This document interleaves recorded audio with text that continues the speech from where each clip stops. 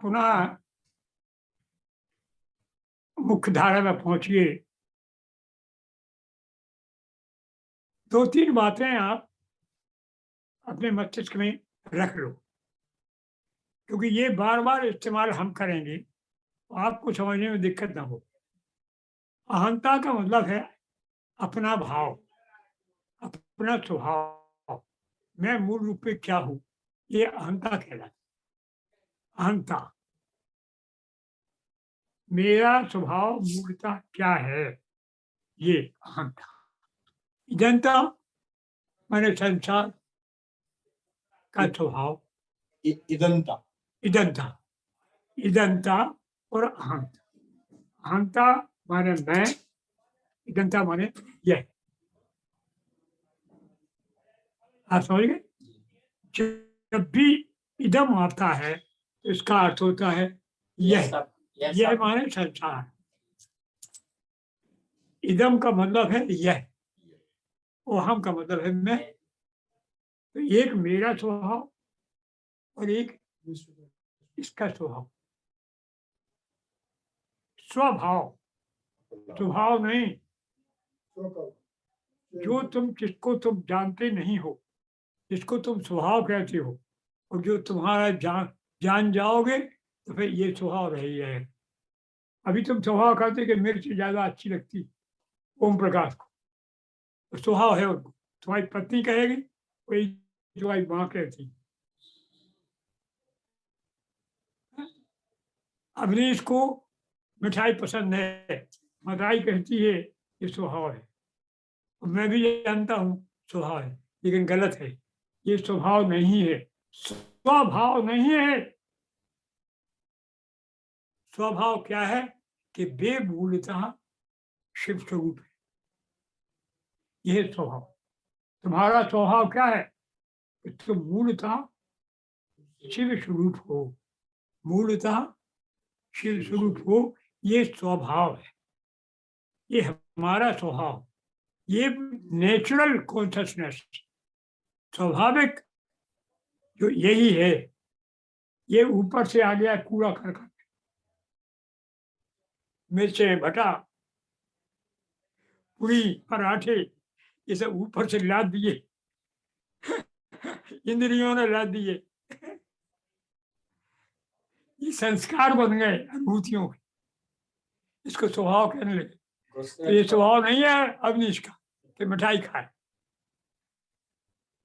लेकिन हम कहते हैं, माँ कहती। तो स्वभाव का अर्थ है कि आप स्वयं ब्रह्म के स्वरूप हैं, शिव स्वरूप हैं, आप प्रकाश। ये स्वभाव और इदम मन संसार का स्वभाव। अभी क्या जानते हो? अभी तुम जानते नहीं अपने स्वभाव को, जो तुम्हारी इंद्रियों ने संस्कार दे दिए, उन्हीं के आधार पर कह लेंगे कि वे दुनिया, संसार का छू अलग है, तुम का छू अलग। आज यही है ना,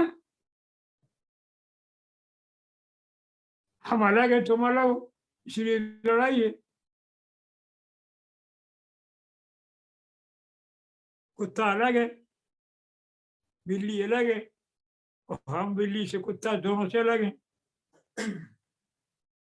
स्वभाव तो तब है जब हम सब ये जाने कि हम सब एक हैं, लेकिन परिस्थितियां वश हम ये कार्य व्यवहार में अंतर कर रहे हैं। क्योंकि जो नहीं खा सकता दांतों से, वो गोश्त खाएगा पतले दांतों से।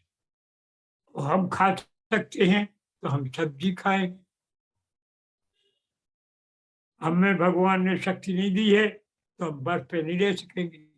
भालू में शक्ति दी है तो बर्फ पे रहेगा। ये क्या है कि परिस्थितियों वश ये अंतर है, ये स्वभाव नहीं है।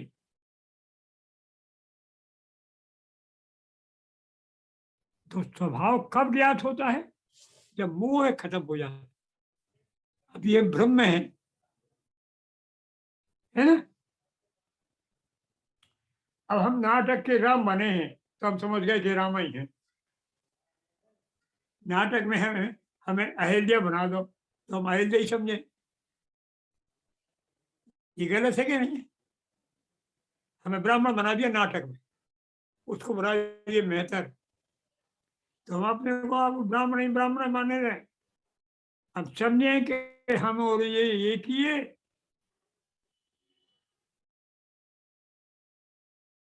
एक घटना सुना रहे हैं आपको। शंकराचार्य जी जब वाराणसी पहुंचे तो विश्वनाथ जी के दर्शन करने के जा रहे थे। आदि शंकराचार्य विश्वनाथ के दर्शन करने के लिए जा रहे थे। एक चांडाल हाथ में झाड़ू लिए द्वार पर खड़ा हो गया, जहां विश्वनाथ के मंदिर को उस समय जाते थे। तो शंकराचार्य ने इधर से निकले, वो उधर को पहुंच गया, इधर से पहुंचे तो उधर खड़ा हो गया। शंकराचार्य बोले, क्यों भाई, तुम रास्ते से निकलने दो, हम भगवान का पूजन करने जाना है। तो बोले, किसने रोका है, नीचे से निकल जाओ।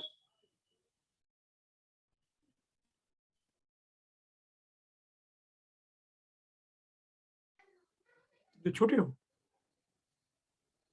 बोले, हम निकल जाते लेकिन वो छू जाएंगे। बोले, तो क्या हो जाएगा। अब शंकराचार्य के कान खड़े हो। बोले, चमड़ी छू जाएगी, क्या तुम चर्मकार हो, चमड़ी के विशेषज्ञ हो।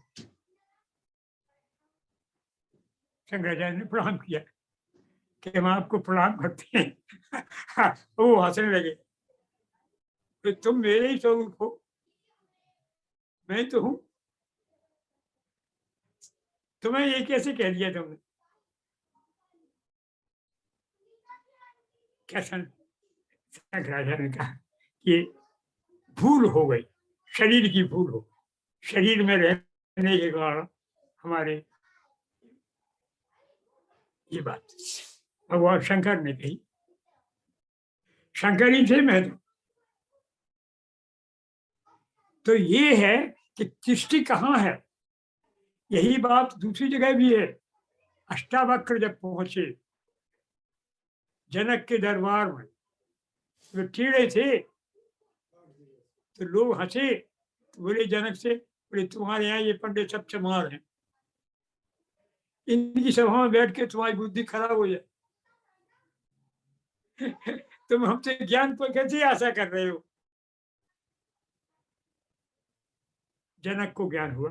अरे बोले, आप आइए, सब पंडित प्रणाम करने, आप आइए।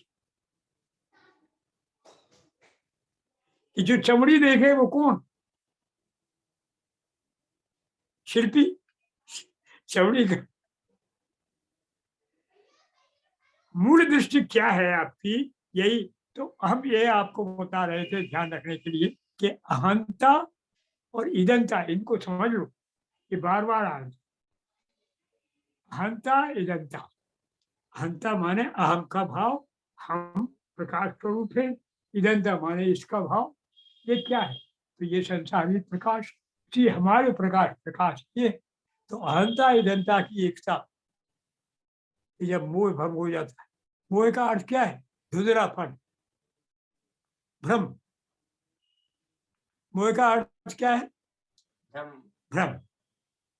और माया क्या है, भ्रम, आवरण है।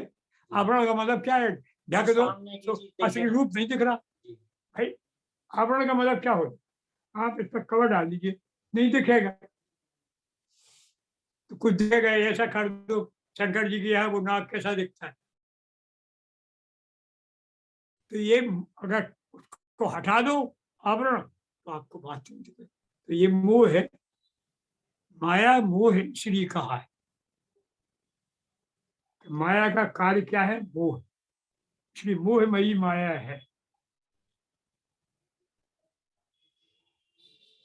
तो अब ये बात स्पष्ट हो गई कि मोह को जीत लेना, माया को जीत लेना, अर्थात वो शुद्ध दृष्टि प्राप्त कर लेना। और शुद्ध दृष्टि प्राप्त कैसे करना? आपको आसन, प्राणायाम, धारणा, प्रत्याहार और ध्यान से ये यत्न करने हैं। इन यत्नों में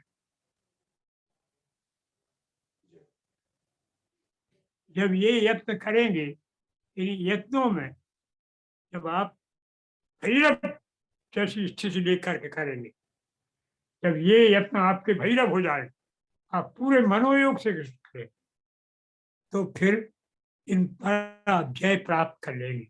और जय प्राप्त कर लेंगे तो शुद्ध विद्या का उदय होगा। शुद्ध विद्या का उदय होगा तो आपको प्रसन्नता आएगी। यहीं पर ये दोनों सूत्र समाप्त हो गए। मोह जया अनंता भोगात सहज विद्या जया। दूसरा होगा जागृत द्वितीय करा। अब कल आपको 3 सूत्र होंगे। ये तीनों सूत्र एक साथ है और उनको विषय में सुन लो थोड़ा सा। क्या है तीनों सूत्र? एक है नर्तक आत्मा और एक है रंगोन्तरात्मा। नर्तक आत्मा, रंगोन्तरात्मा, रंगोन्तरात्मा। और तीसरा है प्रेक्षकाणी इंद्रियाणी। इनका क्या अर्थ है कि नाटक करने वाला कौन है? आत्मा। और जो रंग मंच है वो कौन है? अंतरात्मा। अंतरात्मा क्या होता है? क्या होता है? जीव। और प्रेक्षक कौन है? देखने वाली इंद्रियां। ठीक है।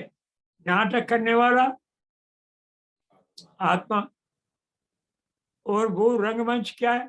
वो भी जीवात्मा, वो भी आत्मा। और प्रेक्षक क्या है? इंद्रियां।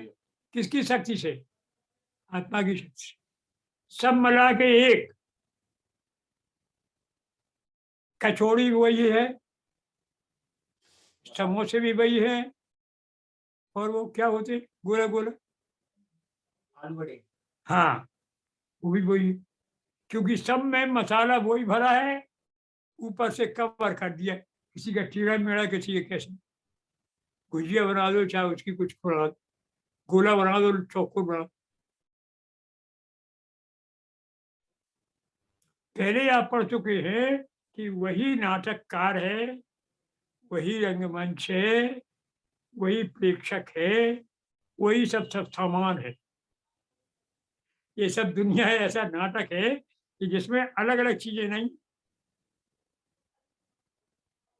बनाने वाला कौन? वो। बनाई भाई चीजें कौन? वो। किस चीज से बनाई गई हैं? उसी से। और ये खेल हो रहा है, ये कर रहा है कौन? वही। फिर इसको देख कौन रहा है? वही। उसके अलावा कुछ है ही नहीं।